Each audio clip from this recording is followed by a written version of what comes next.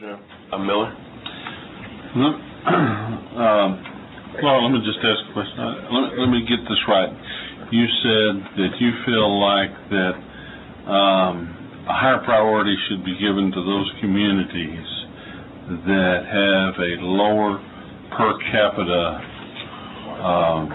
consumption rate. Did I hear that right? Well, you've got the concept of prioritization assumes that you've got a competition amongst cities to get to the loan programs.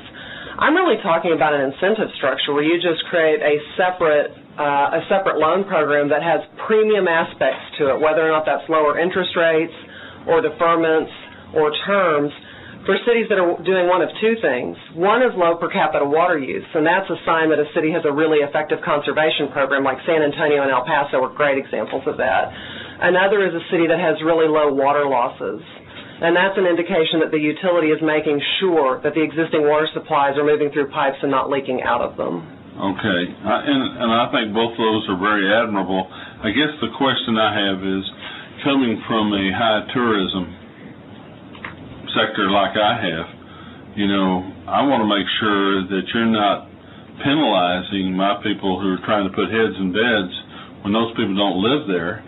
And you say, well, yeah, but they're coming in and they're staying at Schlitterbahn or in Fredericksburg or something, so we don't get the per capita benefit, but people are consuming water when they're coming in there. So how would you address that issue? Or do you think your program would address that? I think cities that have high tourism can also be low per capita water use cities. I worked just north of you for a long time, and I think that can be done. I also think that you wouldn't develop a set of criteria and require people to meet all of them. Maybe you create some choices, and there might be others beyond per capita water use and water losses that you might want to add to that. What we were looking for is something that's measurable and relatively easy to administer. Well, and I do, and I just wanted to clarify that because I just got back end of last year from the Caribbean. And been out to Las Vegas and places that have water shortages, and I think Las Vegas, I think probably even anybody would agree that Vegas has worked very hard on their water conservation efforts and trying to get their guests to buy into being conservative and understanding the perspective. And so I think it's an educational process, and I want to make sure when we're going through all this, everybody recognizes that tourism is a big industry in this state too, and we don't want to penalize one for another. Absolutely, and the concept that sits behind this is not to penalize anybody.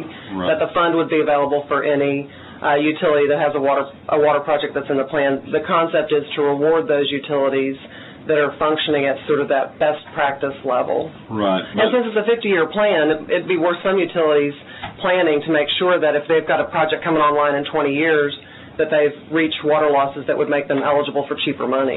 One other issue, and I'm not sure you can answer this, and maybe it's somebody else who can get us the information, but one of the challenges that I think we've had in Texas in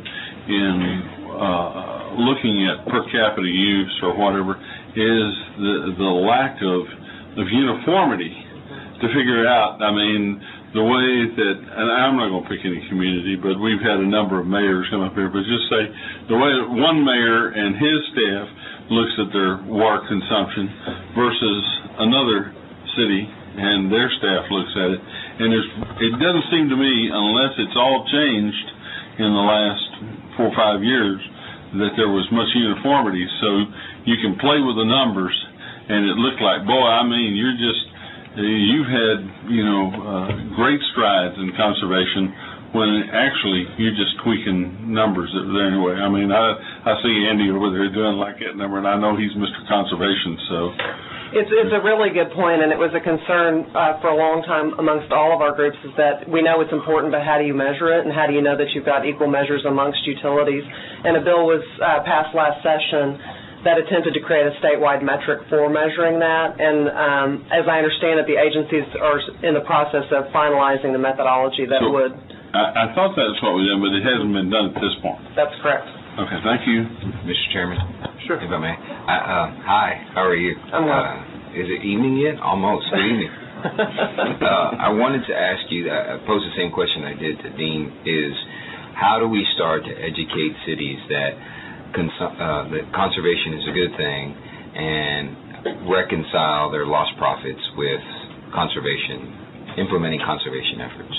And so in some ways that's almost a city utility question. I think that one thing that I think is really important is we've got a couple of utilities in Texas that have really led the way on that. I noticed that when the mayor of El Paso was testifying earlier, he alluded to the fact that 1 year's losses because your revenue estimates are off are made up by 20-year capital improvement projects and future water contracts that you don't have to enter into. And I think San Antonio's utility has done the same in making sure that when you look at revenues and expenditures at a utility basis, you want to have the long view in mind. You want to make sure that you're not just looking at, this year's revenue expenditures, but you're also considering the capital expenditures that come way down the road. And then conservation is going to money out every single time. Thanks, members. Any more questions for Ms. Huffman? Okay. Thank you very much.